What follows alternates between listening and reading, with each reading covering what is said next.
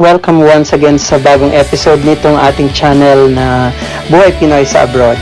Sa episode natin ngayon, punta tayo uli ng Paris at pumunta tayo up close and personal sa isang napakalaking symbolism ng France, ang Eiffel Tower.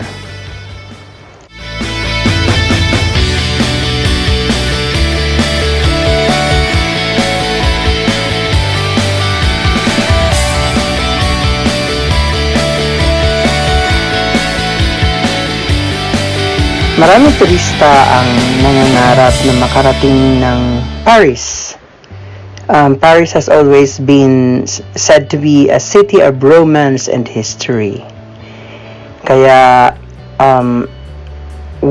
very welcoming ang mga Parisians sa mga tourists din. At ginagawa ng city government ang lahat para maging welcoming ang lugar nila sa mga turista.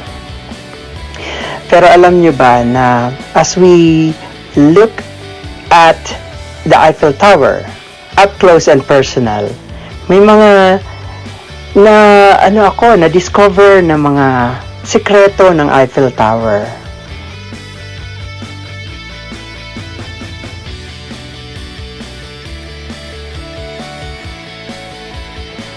Ang una dito, it's almost a gunner. Alam niyo ba na ang Eiffel Tower pala was supposed to be temporary? It was built for the 1889 World's Fair. Parang ano lang siya, parang dekorasyon, symbolic of the World's Fair. Tapos may kontrata siya na 20 years. After 20 years, tatanggalin na siya. Luckily, dahil sa role ng radio communication na ginawa in relation to Eiffel Tower, parang ginawa siyang cell site. Na-save siya from demolition. So now, today, it's a permanent Parisian icon. Yung pangalawa, it's a giant sundial. Alam nyo ba na ang Eiffel Tower actually shrinks and grows? Ang Eiffel Tower, kung minsan maliit, kung minsan matangkad. Bakit ganon? Dahil sa intense heat. Metal kasi siya. So, yung intense summer heat, it can cause the metal structure to expand by up to 17 centimeters. Kaya, kung titingnan natin mabuti, up close and personal, ang structure ng Eiffel Tower, makikita mo na may mga usli. Parang, imagine na tinitingnan mo yung mga connection ng relays ng train. So, ganyan din ang Eiffel Tower. Number 3, there's a secret apartment pala at the very top of Eiffel Tower. Kasi itong si Gustave Eiffel, yung engineer nitong Eiffel Tower na to, nag-put up ng private apartment at the very, very top of the tower, complete with laboratory. Siguro yun yung makikita natin na parang malaking usli dun sa top talaga ng Eiffel Tower. Tingnan nyo na lang po sa mga still pictures at saka sa mga video clips na nilagay ko. Oh, by the way, disclaimer lang, lahat ng still photos at saka video clips na kasama dito sa episode ko ngayon ay akin. Ako ang kumuha niyan. I'm sorry for the imperfections, pero yan yung perspective na lumabas during the time na kinukuhanan ko ang Eiffel Tower. Ayun. Number 4, artistic controversy. Back in the day daw, hindi lahat ng mga artists sa Paris ay agree sa Eiffel Tower kasi sabi ng iba parang hindi naman bagay, very ironical yung presence niya sa beauty of Paris. Thankfully, however, they were wrong and the tower has become a beloved symbol of the city's artistic spirit. Ang panglima, ang Eiffel Tower pala is like a chameleon in disguise. Di ba ang chameleon yung isang klase ng creature na pag tumabi siya sa isang bagay, naging kakulay siya noon as a disguise. For example, tumabi siya sa bulaklak na pula, magiging pula siya. Tumabi siya sa sa tuyong dahon, magiging brown siya. Ayun, ganyan din daw ang Eiffel Tower. Hindi lang siya brownish gray. Tingnan yung mabuti ang ang Eiffel Tower ngayon. It's brownish gray in color. Pero every 7 years pala, pinipintahan siya ng special lead-based paint para ma-prevent ang metal sa kalawang. So the color has changed throughout history from a bold yellow to a reddish brown. Yung number 6 na unique characteristic ng Eiffel Tower is it's more than just a view. So, ang Eiffel Tower, hindi lang breathtaking panorama ang pwedeng i-offer sa atin. Kapag umakyat ka sa Eiffel Tower, ay makikita mo ang buong Paris, 360 degrees. Kasi ang Eiffel Tower, sa ground floor niya, maraming restaurant. Sa second floor niya, may isa pang restaurant. Tapos meron ding souvenir shop na perfect for romantic dinner with a view. Maganda siya. So, kung may plano kang pumunta ng Paris, don't ever miss getting to Eiffel Tower. May scientific laboratory rin siya dun sa very top na ginagamit ng mga scientists for weather experiments. And number 7 is glittering at night.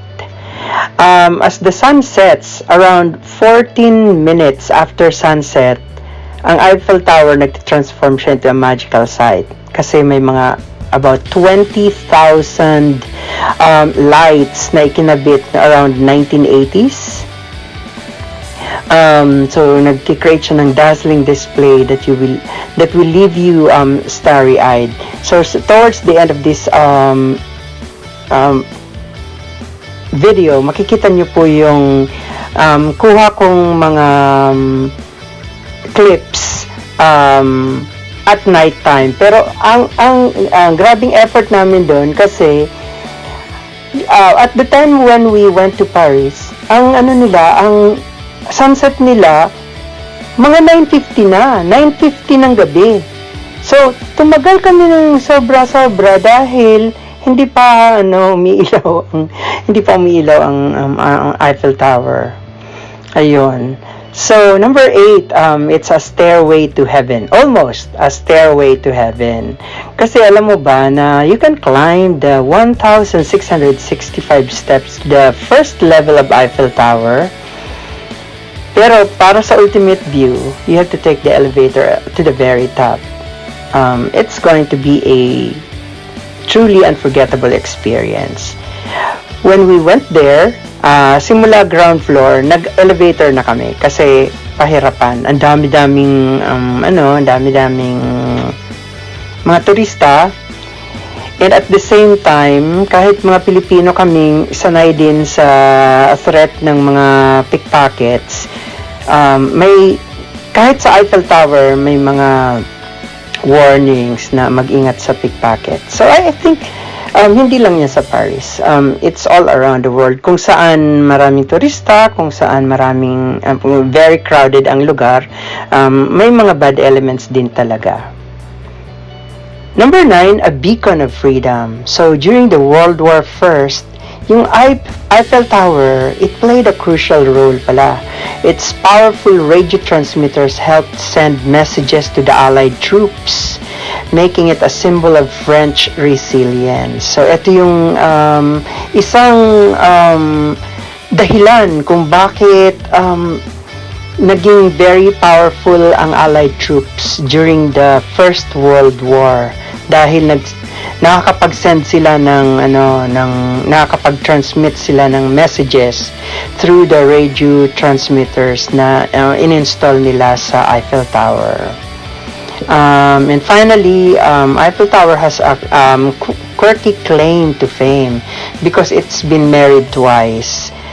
Sa symbolic ceremonies, a daredevil tightrope walker and a Brazilian artist have declared their love for the tower.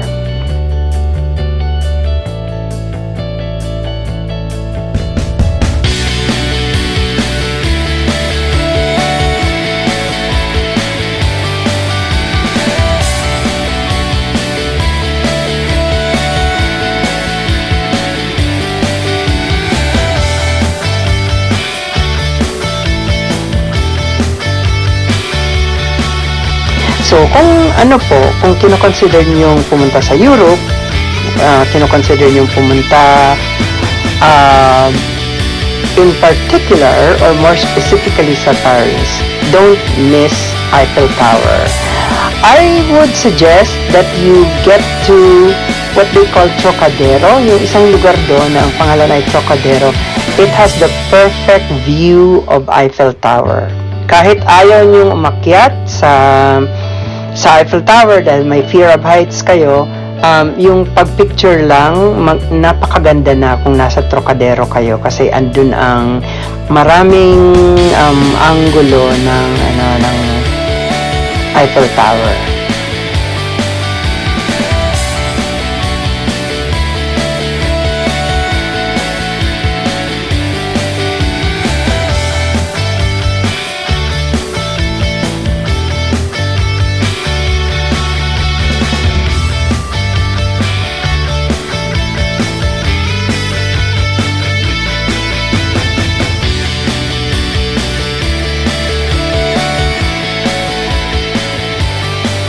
So yun, sana po nag-enjoy ulit kayo sa virtual tour natin sa Eiffel Tower in Paris, France, up close and personal.